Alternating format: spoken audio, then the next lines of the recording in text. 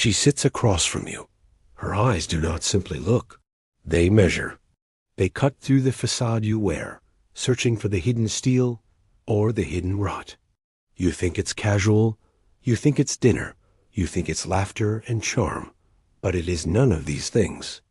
It is trial. It is theater. And most men never realize it until they have already lost. What looks like conversation is in fact interrogation. What feels like attraction is often examination. And what seems like affection is really the careful balancing of a scale that has already been set in motion.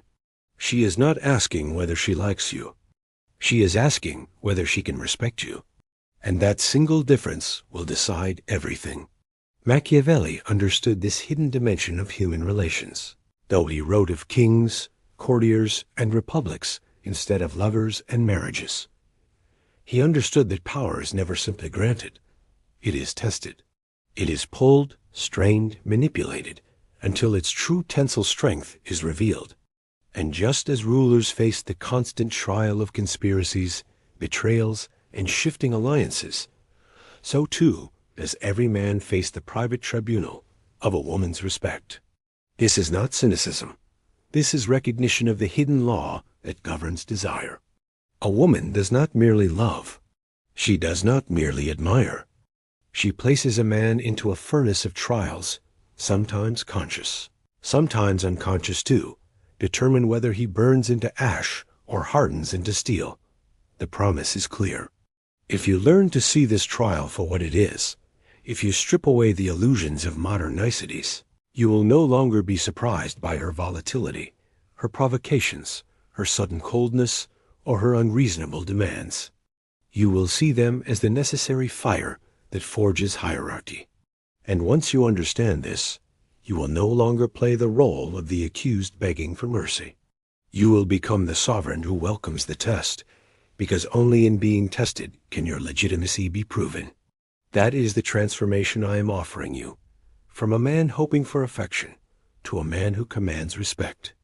Machiavelli's single piercing insight was this: it is better to be feared than loved, if you cannot be both. Misunderstood by weaker minds, this does not mean cruelty for cruelty's sake. It means that love without respect collapses, while respect without love still compels loyalty. In the context of women and men, this translates to a brutal truth. Her affection will rise and fall with seasons, moods, and moments. But her respect, once lost, is almost impossible to restore. And so the hidden trial of every relationship is not whether she will continue to feel affection. The trial is whether she will continue to feel respect. That trial never ends. So what is this trial? It is not announced. It does not arrive with ceremonial trumpets. It is woven into the texture of everyday life. It is in how you respond to her moods. It is in how you stand under pressure. It is in how you act when she withholds warmth, when she challenges your authority, when she dares you to enforce your boundaries. Every test is designed to answer a single, ruthless question. Are you the kind of man whose power is self-sustaining? Or are you the kind of man who collapses the moment love becomes conditional?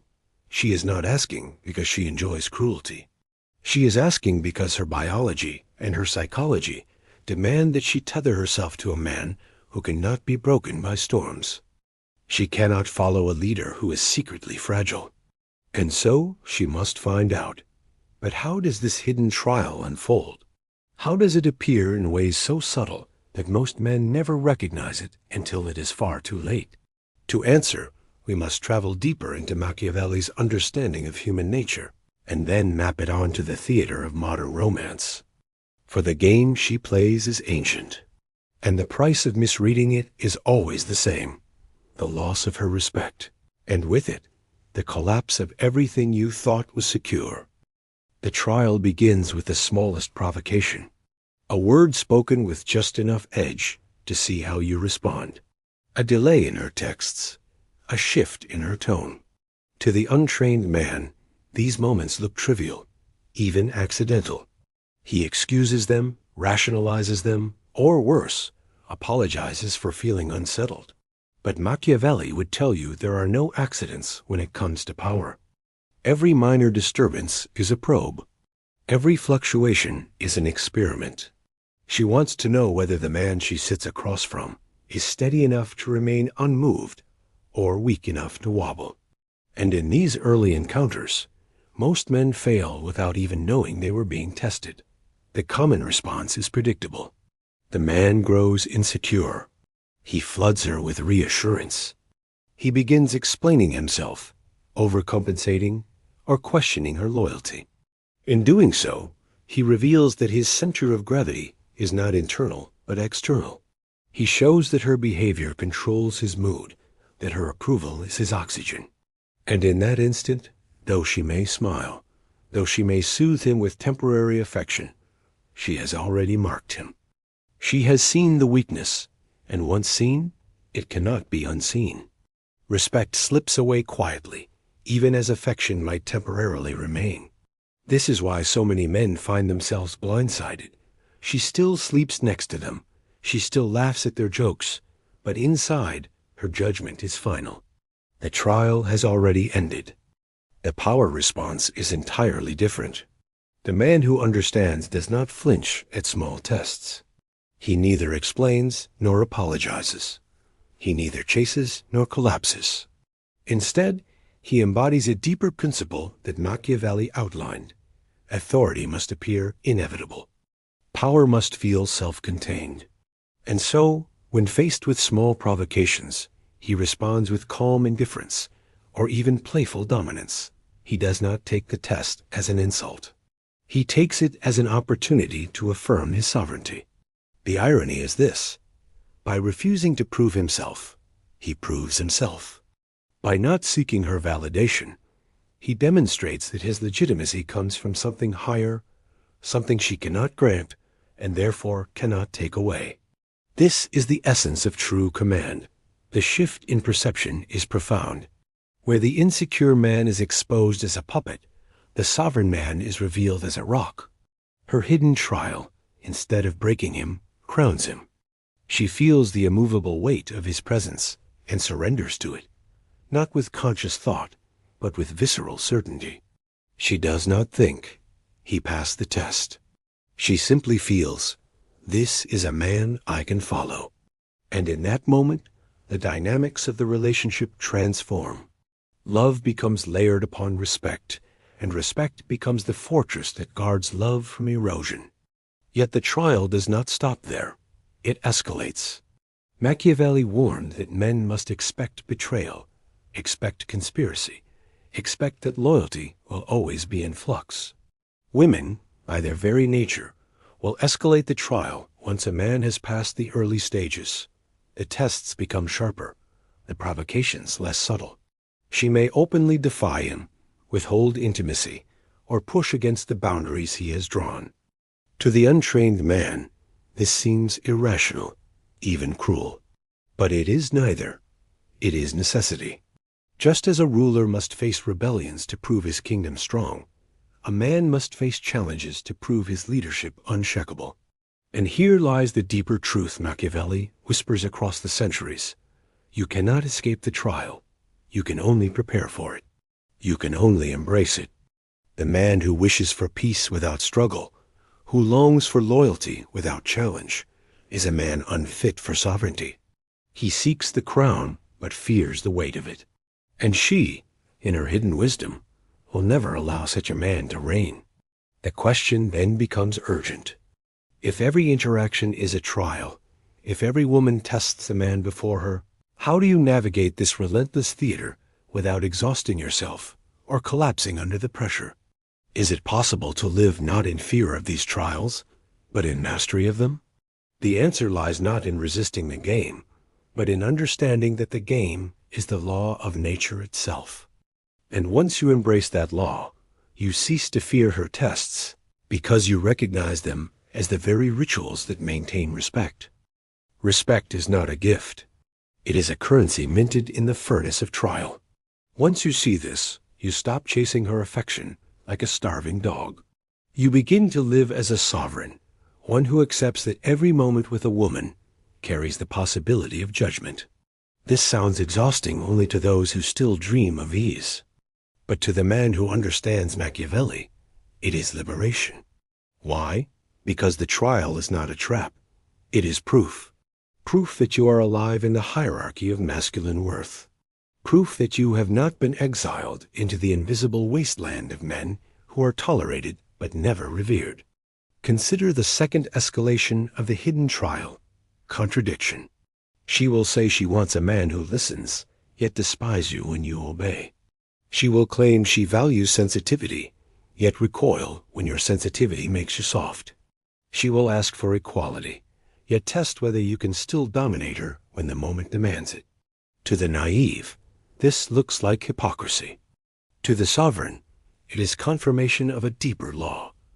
What she asks for with her words and what she respects with her body are not the same. Machiavelli warned rulers never to trust appearances, never to be guided by declarations of loyalty, but only by the outcomes of actions. Apply this wisdom to women, and you see through the veil. Do not measure her respect by what she says she wants. Measure it by how she reacts when you assert command. The common response here is tragic. Most men take her words literally. They mold themselves to her stated desires, only to find her attraction withering. They grow softer, more accommodating, more endlessly compromising, believing they are earning her love when in fact they are dissolving her respect. The collapse is inevitable. She grows restless. She becomes cold. She begins to search elsewhere, not always physically, but emotionally, for the presence of a man who cannot be bent. And the man left behind, bewildered, protests. I gave her everything she asked for. Yes, and that is exactly why she left. The power response is the opposite. He listens to her words, but interprets them through the lens of reality, not fantasy. He understands that a woman's trial often takes the form of contradiction, because contradiction reveals whether a man can think beyond appearances. So when she demands softness, he knows when to give it, but only as a choice, never as a habit. When she demands equality, he grants partnership, but never abdicates command. When she resists, he does not collapse into endless negotiation. He enforces the boundary with calm authority. His strength is not reactive, but deliberate. And because it is deliberate, it inspires trust even in her rebellion. This creates the perception shift that changes everything. Instead of viewing her contradictions as chaos, he sees them as sacred rituals. Each contradiction is a mirror reflecting the question: can you hold both love and authority without letting one destroy the other? She does not consciously design these trials, but her nature demands them. And when you pass them, something remarkable happens. She stops needing to contradict endlessly, because your sovereignty has been proven. Her body relaxes. Her spirit surrenders, not as submission to oppression, but as recognition of order. She follows because you have shown that you cannot be overthrown. So far, you have learned that the trial is inevitable, that small provocations are probes, that contradictions are deliberate paradoxes meant to strip away weak men. The brutal truth is this: she does not test you to hurt you. She tests you because her respect cannot survive without it. The dangerous promise is this: the tests will only grow sharper as her investment in you grows deeper. Are you prepared to face the trials, not just at the beginning of love, but in its deepest seasons, when the stakes are highest and the cost of failure is total collapse? The third escalation of the hidden trial emerges in moments of scarcity and pressure. When resources are tight, when opportunities slip, when the world denies you what you thought was certain, she does not merely watch how you suffer. She measures how you lead in suffering. This is when the mask is ripped away, when money is scarce, when plans crumble, when setbacks arrive unannounced. A woman's deepest instinct is not to see whether you flourish when the harvest is abundant, but whether you remain sovereign when famine arrives. For it is in famine that kings are either crowned or executed. The common response here is despair disguised as transparency. The man collapses under the weight of failure and then compounds it by confessing his weakness in the hope of sympathy. He tells her he is scared. He floods her with anxieties. He leans on her as if she were the pillar. In doing so, he reverses the polarity of the relationship. She is forced into the role of the sovereign, the emotional governor, the source of stability. At first she may comfort him, but internally she feels betrayed. The one she looked to for strength has revealed he cannot even govern himself. And once that revelation is carved into her perception, respect bleeds out of her like water from a cracked vessel. The power response is forged in the fire of composure. This does not mean lying, nor does it mean pretending to be invincible. It means carrying hardship with a steady presence that communicates, without words. Yes, the storm is real. Yes, I feel it. But it does not break me. I remain the axis. He shares the truth of the difficulty, but never in a way that burdens her. He never abdicates the role of anchor. Instead, he uses adversity as a stage to display his capacity to endure and to plan. And because he refuses to let fear dominate his voice, she sees in him the one thing her body craves more than comfort: certainty. The perception shift is almost mystical. A woman may not remember the details of every success you achieve, but she will never forget the moment she watched you hold steady while the walls caved in. That memory becomes a permanent root of respect. It burns into her subconscious as proof that you are not merely a man for seasons of ease, but a man for all seasons. And once she has witnessed this, her loyalty hardens, because she knows no storm can separate her from the presence of your unshakable core. The fourth escalation arrives not in scarcity, but in abundance. This is the paradox Machiavelli understood well. Power is tested not only when kingdoms falter, but when they prosper. When you rise, when opportunities pour in, when your status and success swell, she will test whether you are corrupted by your own victories. Will you grow arrogant? Will you grow complacent? Will you abandon the discipline that built your sovereignty? Success is a different kind of famine. It starves the soul of hunger, and in this starvation, many men rot. The common response is intoxication. He lets his victories make him reckless. He grows indulgent. He loses his edge. He starts treating her as replaceable, thinking abundance will always renew itself. And in this arrogance, he erodes the very foundation that made him respectable. She sees him drift, and though she may stay for the comfort of wealth or status, her respect decays quietly, because respect cannot thrive where discipline has died. The power response is to remain vigilant even in victory. The sovereign knows abundance is temporary, and prosperity must be guarded with the same vigilance as famine. He enjoys the spoils, but never lets them soften him. He honors her loyalty, not with indulgence, but with steadiness.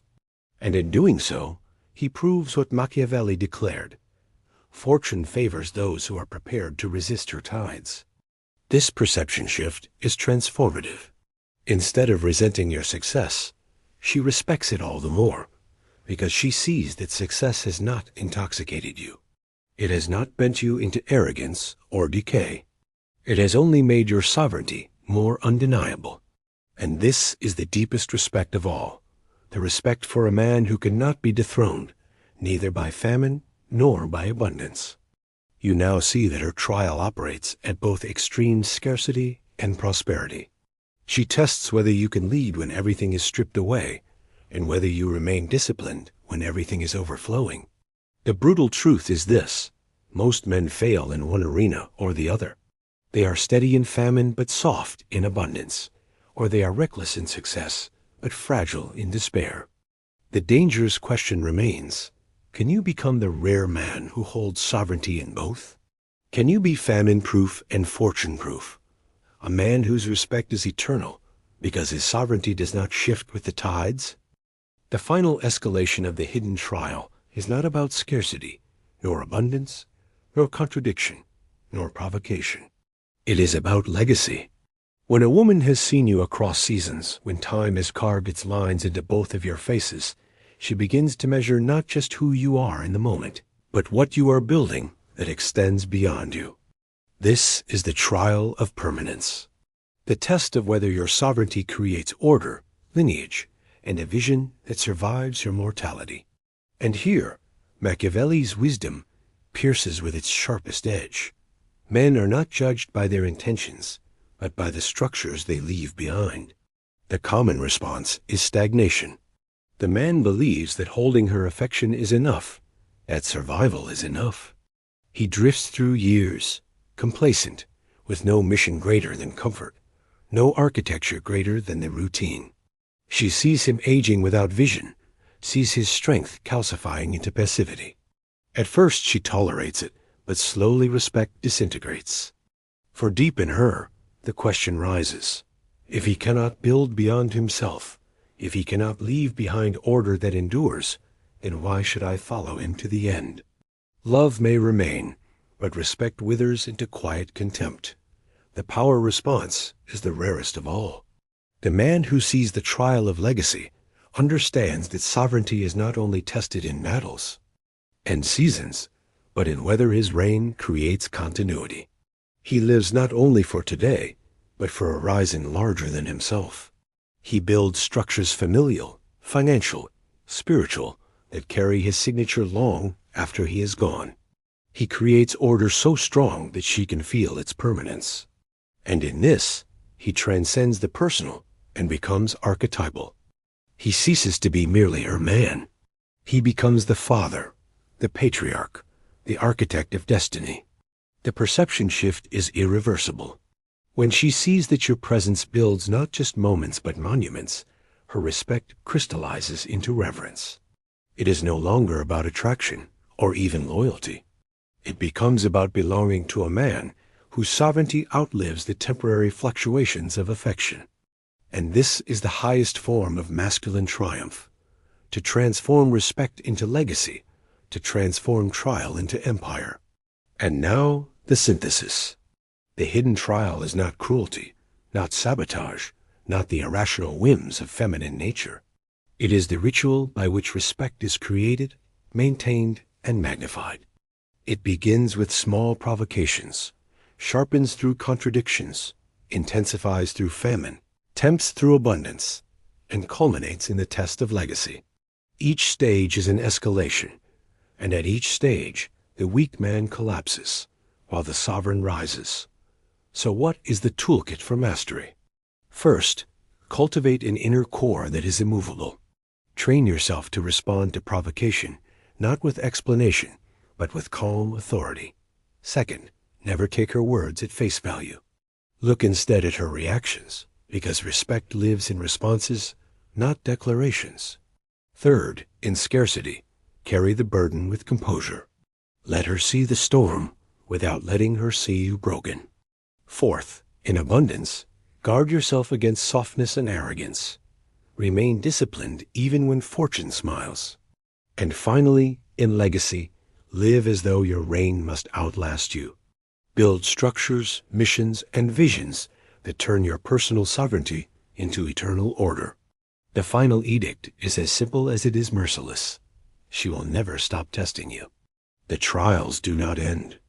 They change shape, they evolve, but they remain. To desire a woman who does not test you is to desire a woman who does not respect you. And to pass these trials is not to achieve comfort, but to achieve sovereignty. You must choose. Will you be the man who fears the trial and collapses beneath it? Or will you be the man who welcomes it, knowing that respect is forged only in fire? The choice is identity itself. Either you remain the common man, forever bewildered by her shifting moods, forever nursing wounds of rejection, forever begging for affection that will never last. Or you rise as the sovereign, the one who sees the hidden trial, embraces it, and transforms it into the crown of respect that no storm, no contradiction, no famine, no fortune, and no passage of time can take away. The throne is not given. It is seized, and the trial is the fire that forges the true king.